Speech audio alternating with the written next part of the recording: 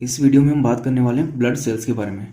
Blood cell की बात करें तो हमारी बॉडी के अंदर 3 डिफरेंट टाइप की सेल्स प्रेजेंट होती हैं, जिनके अंदर सबसे इंपॉर्टेंट है आरबीसी, उसके बाद में डब्ल्यूबीसी एंड फिर प्लेटलेट। तो ये 3 टाइप की ब्लड सेल्स हमारे ब्लड के अंदर प्रेजेंट होती है।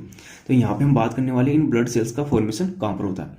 तो ब्लड सेल का जो फॉर्मेशन होगा वो हमारे बोन मेरो के अंदर होता है।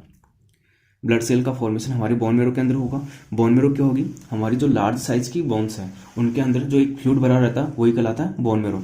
अब इस बोन मेरो के अंदर कुछ स्पेसिफिक टाइप की सेल्स प्रेजेंट होती है, जिनको बोलते हैं हिमेटोपोइटिक सेल्स या haematopoietic stem cells. Bone marrow के अंदर कुछ स्पेसिफिक सेल होगी, ये कहलाती है हिमेटोपोइटिक स्टेम सेल्स। यानी जो ये सेल्स होगी वो होती है किस टाइप की स्टेम सेल, ये होगी मल्टीपोटेंट स्टेम सेल्स। यानी जो बोन मेरो में प्रेजेंट हिमेटोपोइटिक स्टेम सेल्स वो मल्टीपोटेंट स्टेम सेल्स है। मल्टीपोटेंट स्टेम सेल्स का मतलब ये कुछ स्पेसिफिक सेल्स का ही फॉर्मेशन करती है। मींस यहाँ पर हिमेटोपोइटिक स्टेम सेल्स हमारी बॉडी के अंदर केवल ब्लड सेल्स का ही फॉर्मेशन कर सकती है। तो ब्लड सेल का फॉर्मेशन बोन मेरो में होगा, किससे होगा, हिमेटोपोइटिक स्टेम सेल से। अब हिमेटोपोइटिक स्टेम सेल की बात करें तो ये मल्टीपोटेंट स्टेम सेल होगी, और इन स्टेम सेल से ब्लड सेल के फॉर्मेशन की प्रोसेस कहलाती है हिमेटोपोइसिस। तो हिमेटोपोइसिस की बात करें तो हिमेटोपोइसिस क्या है, ये है हमारी बॉडी के अंदर या बोन मेरो के अंदर ब्लड सेल्स के फॉर्मेशन की प्रोसेस हिमेटोपोइसिस कहलाएगी। हिमेटोपोइसिस द्वारा हमारी बॉडी के अंदर ब्लड सेल का फॉर्मेशन होता है, कहाँ पर, बोन मेरो के अंदर।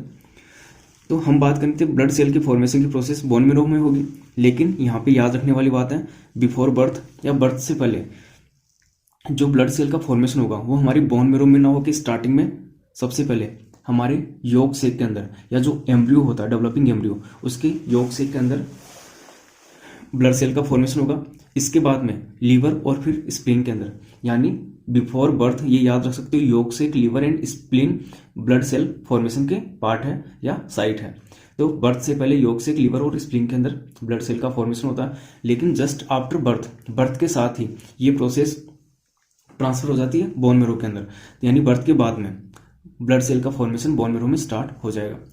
अब बोन मेरो के अंदर बात करें, जो हिमेटोपोइटिक स्टेम सेल है सबसे पहले वो 2 टाइप की सेल्स का फॉर्मेशन करती है, यानी 2 मेजर सेल्स का फॉर्मेशन करेगी। कौन कौन से, एक तो हो गया यहाँ पे माइलोइड प्रोजेनिटर सेल और दूसरा लिम्फोइड प्रोजेनिटर सेल। तो यहाँ पे याद रखना है 2 कौन कौन सी, माइलोइड प्रोजेनिटर सेल और दूसरा लिम्फोइड प्रोजेनिटर सेल। प्रोजेनिटर का मतलब होता है पेरेंट सेल, यानी ये पेरेंट सेल हो गई, इनसे डिफरेंट अदर सेल्स का फॉर्मेशन होगा। तो माइलोइड प्रोजेनिटर सेल सबसे पहले बात करें तो हम ये बनाती है मेगाकैरियोसाइट या इरिथ्रोइड प्रोजेनिटर सेल। माइलोइड से मेगाकैरियोसाइट या इरिथ्रोइड प्रोजेनिटर सेल, ग्रेन्युलोसाइट या मोनोसाइट प्रोजेनिटर सेल, और साथ ही डेंड्रिटिक प्रोजेनिटर सेल। ये तीनों टाइप की सेल्स का फॉर्मेशन होगा माइलोइड प्रोजेनिटर सेल्स के द्वारा।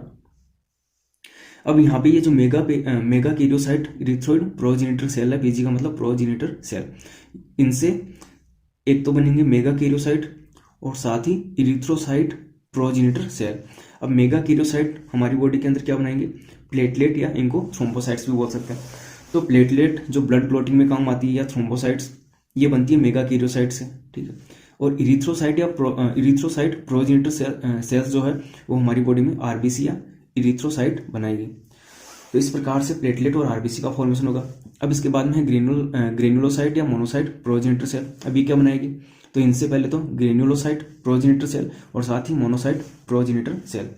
अब ग्रेन्युलोसाइट की बात करें तो वो सेल्स जिनका साइटोप्लाज्म ग्रेन्यूल्स के फॉर्म में प्रेजेंट होता है, यानी साइटोप्लाज्म इक्वली डिस्ट्रीब्यूट ना होकर के छोटे छोटे कणों के रूप में पाया जाएगा, ग्रेन्यूल्स के रूप में पाया जाएगा, तो वो कहलाएगी ग्रेन्युलोसाइट्स। तो यहाँ पे 3 टाइप की सेल्स ग्रेन्युलोसाइट्स कहलाएगी, न्यूट्रोफिल, बेसोफिल, इओसिनोफिल, ये कहलाएगी ग्रेन्युलोसाइट। मोनोसाइट प्रोजेनिटर सेल बनाएगी मोनोसाइट, और यही बाद में डेवलप होकर के मैक्रोफेज का फॉर्मेशन करती है।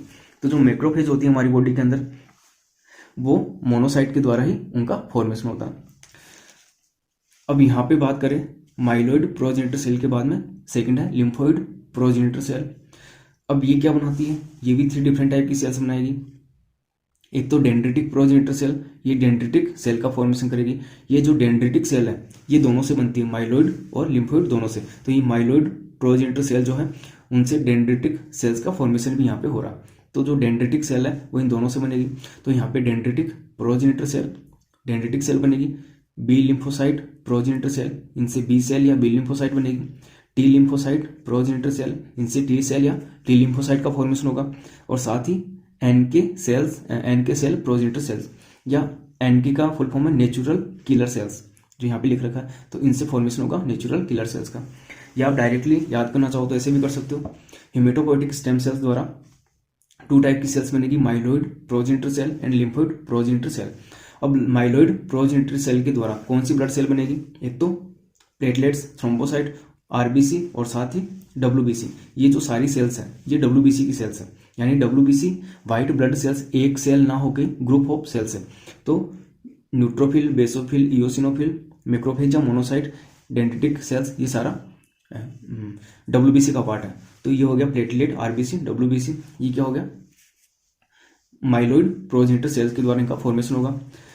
लिम्फोइड प्रोजेनिटर सेल की बात करें तो डायरेक्टली याद कर सकते हो, B cell, T cell, natural killer cell, dendritic cell, ये लिम्फोइड प्रोजेनिटर सेल के द्वारा इनका फॉर्मेशन होगा। अब यहाँ पे हम बात करें प्लेटलेट और जो आरबीसी है, इनका हमारे इम्यून सिस्टम में कोई रोल नहीं होता। या यहाँ पे हम बात करें जो ग्रेनुलोसाइट्स या जो डब्ल्यूबीसी है वो हमारे इम्यून सिस्टम का एक इंपॉर्टेंट पार्ट है, या इनको हम इम्यून सेल्स भी बोल सकते हैं, इम्यून सिस्टम की सेल। तो यहाँ पे जो आरबीसी है उसका जो फंक्शन होगा वो O2 CO2 के ट्रांसपोर्ट का फंक्शन होता है हमारी बॉडी के अंदर। वो ब्लड के थ्रू बॉडी के डिफरेंट पार्ट्स तक O2 एंड CO2 का ट्रांसपोर्ट करते हैं, ठीक है। प्लेटलेट का काम है ब्लड क्लोटिंग का, तो इन दोनों का काम इम्यून सिस्टम में कोई रोल नहीं है। इनके अलावा जो बची है, यहाँ पे आप देख सकते हो सिंपली आरबीसी और प्लेटलेट के अलावा जो भी सेल्स है वो सारी इम्यून सिस्टम की सेल है, यानी इनको इम्यून सेल्स बोल सकते हैं। ये सभी हमारे इम्यून सिस्टम में इंपॉर्टेंट रोल प्ले करती है। मीन्स हम यहाँ पे बोल सकते हैं ये ह्यूमन बॉडी को या हमें डिफरेंट टाइप के पैथोजन से या एंटीजन से जो हमारी बॉडी के अंदर बाहर से एंटर करते हैं, जैसे डिफरेंट टाइप के बैक्टीरिया या वायरस वगैरह हो गए, उनसे प्रोटेक्ट करने का काम करती है। तो ये सारी इम्यून सिस्टम की सेल्स हैं। तो न्यूट्रोफिल, बेसोफिल, इओसिनोफिल, मोनोसाइट या macrophage, dendritic cell, B cell, T cell, natural killer cell, ये सेल्स ऑफ इम्यून सिस्टम है।